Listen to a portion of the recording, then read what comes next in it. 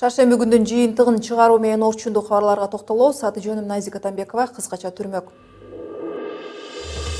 Кардан тазаланган ири трассалар четинен ачылып баштады. Анткени менен Кыргызстанда жума аягына чейин кар жаашы күтүлүүдө. Ал эми коммуналдык кызматтар келтирилген ыңгайсыздыктарды жөнгө салууну улантууда. Ошол эле маалда Бишкек мэриясы кулайт деп кооптонгон бактар тууралуу кабарлоону суранууда. Кар жааган 6 күндөн бери аткарып жаткан мэриянын ишине сиз кандай баа бересиз? Бул арада көмүрдүн баасы да кымбаттады. Өлкөдө бааны көзөмөлдөө боюнча маселенин тийиштүү мекеме жетекчилеринин катышуусунда талкууланды.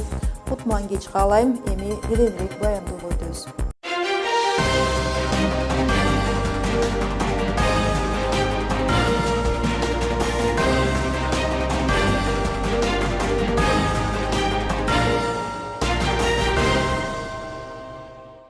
Каракол Эңилче Куна жолу ачылганы кабарланат. Жолдун 38 чакырымынан баштап 92 чакырымына чейин калың кар жаагандыгынан жол убактылуу жабылган. Ал эми Мырзаке Алайкуу жолунда тазалоо иштери бүткөрүлүп, учурда жолду кеңейтүү аракети көрүлүүдө.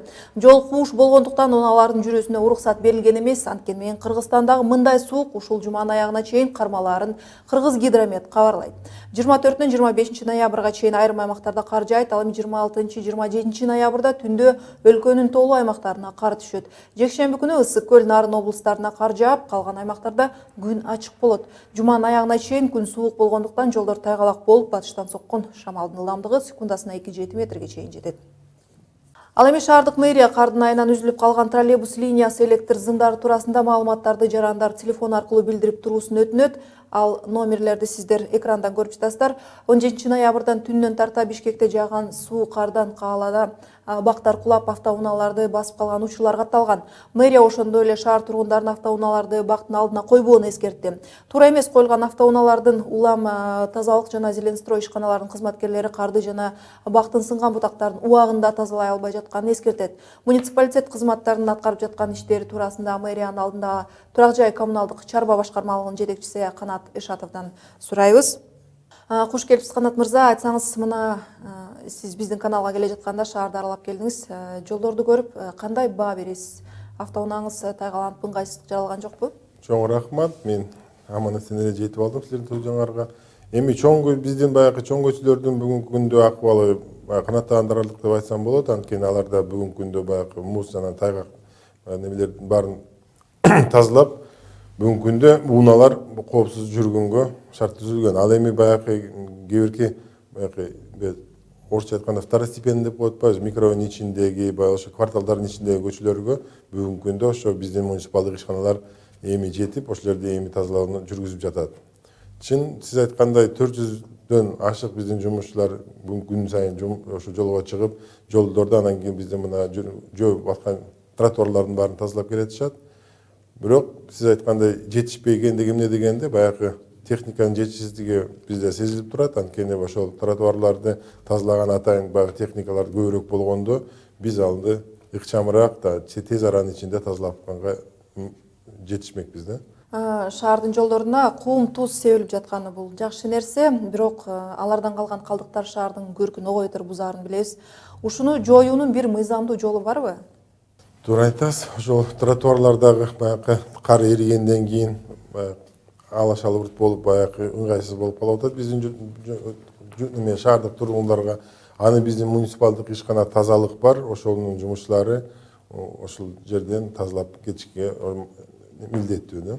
Ал эми баягы биринчи этаждагы жайгашкан кафе, магазиндердин ээлери ошол өздөрүнүн бизнесин уюштуруп жатканда эле алар баягы проект бекитип, ошол проект менен салынган ошолордун баары. Ошол жерде эле белгиленип кеткен ар бир ошол ишкананын же болбосо магазиндин же болбосо кафенин өзүнүн атайын бөлүнгөн ошол жерде аянты бар. Ошол аянтын өздөрү тазалап, ар дайым баягындай тазалыкта жана ошол жерде көрктөндүргөнгө алар милдеттүү.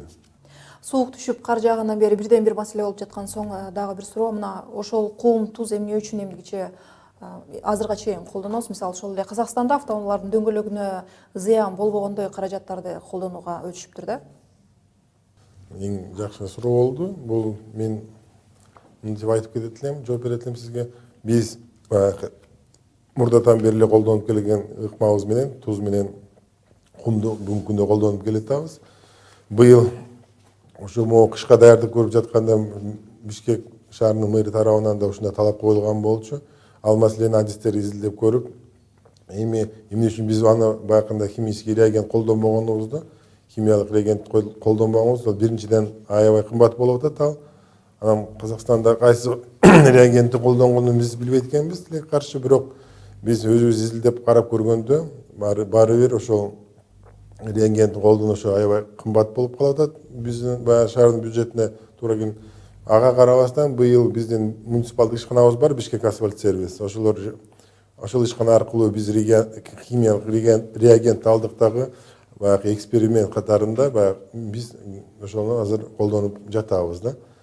Ал эми кум менен тузду колдонгонубуз биз мына чет мамлекетке жакын эле биздин жайгашкан Россия менен Казакстандын чоң шаарларын баягы карап көрсөк, алар бүгүнкү күндө кайтара акыркы 2 жылдан бери ошол эле кум менен тузду колдонгонго алар да кайрылып келишиптир да.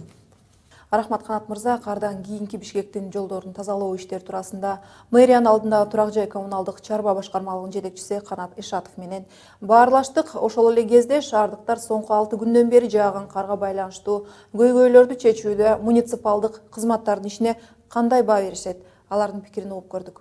Тугулу эми Дордой тарапта өтө эле жанагыдай сайгалак жолдор коопсуздугун тазалоо боюнча жүрбөй атат негизичи. Жолду тазалап ошо кимдер неме кылат, ошону тазалап неме койсо жакшы болот эле да. Азыркы абал боюнча айта кетсек, эң эле кооптуусу могу дарактардын буталмаганлыгында. Себеби дегенде кечээ күнү эле кар жаагына көрдүк. Бир эле биздин Калгакиев менен Сыдыковдун кешилишинде 5 эле дарак оонап жаткан. Анын кесепетинен жолдор жабык болчу, башка. Эми могу бактарды кандай десем, элдерге бус уруксат бериш керек болуп атат, түбүнөн кеспей, тетиги мындай немелери менен бутак кылып эле кессечи, алар жагат да себепчи. Жана үйлөрүн тапить неме жылытам дегендерчи. Ошолорго уруксат берсе, мынчалык кыйынчылык болбойт деп ойлойм да ошол эле. Бул арада ызгар суук түшкөн маалда биринчи вице-премьер-министр Мухаммедкалый Абылгазиев өлкөдө көмүрдүн баасын көзөмөлдөө боюнча маселени тийиштүү мекеме жетекчилеринин катышуусунда талкуулады. Жыйын жүрүшүндө Мухаммедкалый Абылгазиев өлкө аймактарында көмүр сатууну мамлекеттик базаларды уюштуруу менен жеке сатуучулардын колуна өткөн көмүрдүн баасын көзөмөлгө алуу зарылдыгын билдирди. Соңда биринчи вице-премьер-министр тийиштүү жетекчилерге көмүрдүн баасын оптималдаштыруу максатында чукул чараларды көрүүнү, ошондой эле көмүрдүн баасын көтөрүү себептерин иликтеп, келечекте көмүрдүн мамлекеттик базалар аркылуу аймактарга таратуу боюнча тез арада сунуш киргизүүнү тапшырды.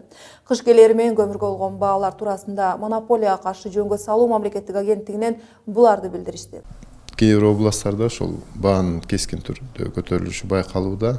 Кээ бир ошо райондордо 20% өйдө көтөрүлүп кетти. Ошого байланыштуу биз мониторинг жыйынтыгын өкмөткө сунуштадык.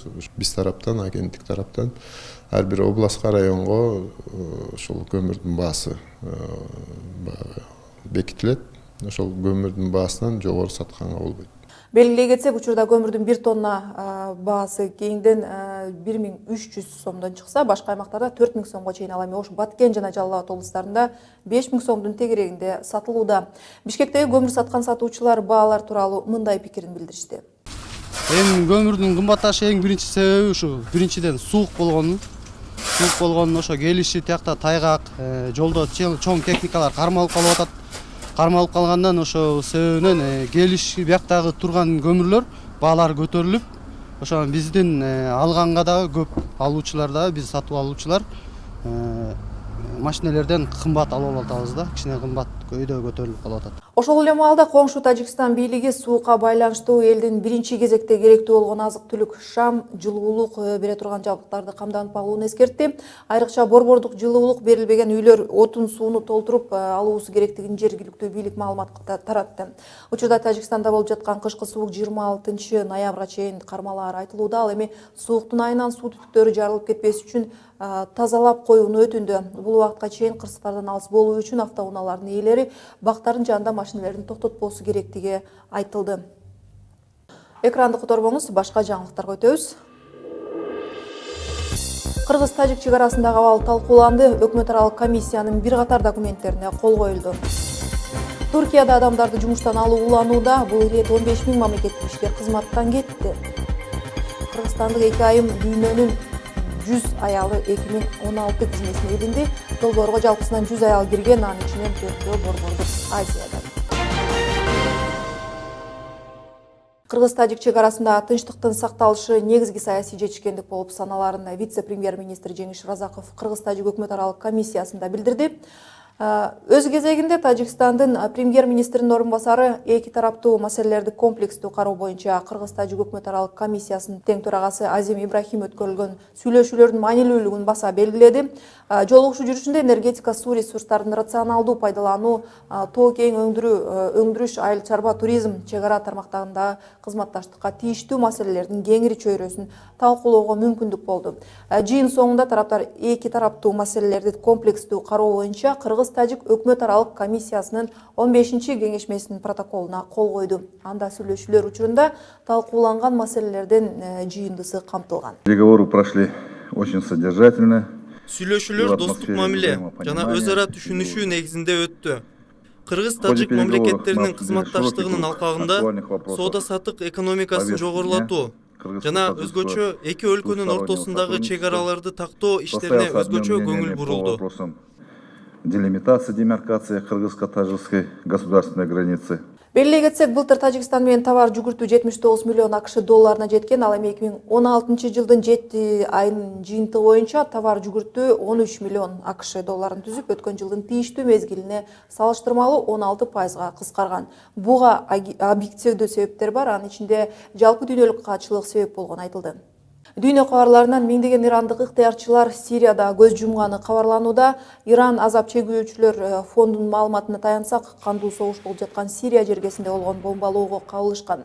Белгилей кетсек, Ирандын аскерлери президент Башар Асад тарапта согушушат. Ал эми көз жумган ыктыярчы жоокерлер шииттердин ыйык жерлерин коргоо үчүн барышкан. Туркия бийлиги өлкөдө төңкөрүш жасоо аракетин иликтөөнүн алкагында дагы 15 000 мамлекеттик кызматкерлерди жумуштан алды. Ушуну менен иштен алынган атка минерлер менен аскер кызматкерлеринин жалпы саны 110 000ден ашты. Алардын арасында соттор, университеттин декандары менен окутуучулары, аскерлер жана журналисттер бар. Кызматтан алуулардын кезектеги толкунунда 2000ге жакын аскер, 7,5 миң полициячы, 500 жандарм жана башка мекемелерден 5000ге чукул кызматкерлер иштен айдалды. Андан сырткары 9 маалымат каражатынын жана 500 түрдүү уюмдун, анын ичинде 17 кайрымдуулук уюмунун жабылганы айтылууда.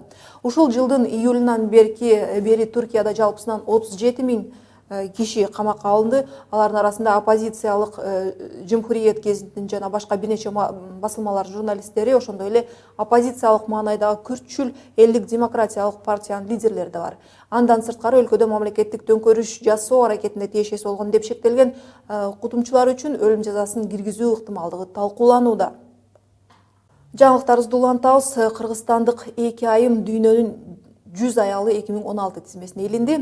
Кыргызстандык жаачы Айсел Садырова жана дзюдо боюнча өлкөнүн 3 жолку чемпиону Нагира Сарбашева Британиянын BBC агенттиги уюштурган дүйнөнүн 100 аялы 2016 долбоорунун тизмесине илиништи. Долбоорго жалпысынан 100 аял кирген, анын ичинен 4 борбордук Азиядан. Белгилей кетсек, айымдарга арналган бул долбоор 21 кылымдагы ар кыл өлкөнүн айымдардын жашоосу, ар күнү катталчу жашоосундагы маселелери жана ошону менен катар эле алардын алдында ачылган мүмкүнчүлүктөрүн баяндап берет. Сиздерди жаңылыктар менен тааныштырган мен Найзик Атамбекова болдум. Окуялардын өнүгүшүн 11 чекит KG сайтынан да карап туруңуздар. Кайрадан амандыкта учурашалы. Кайыр.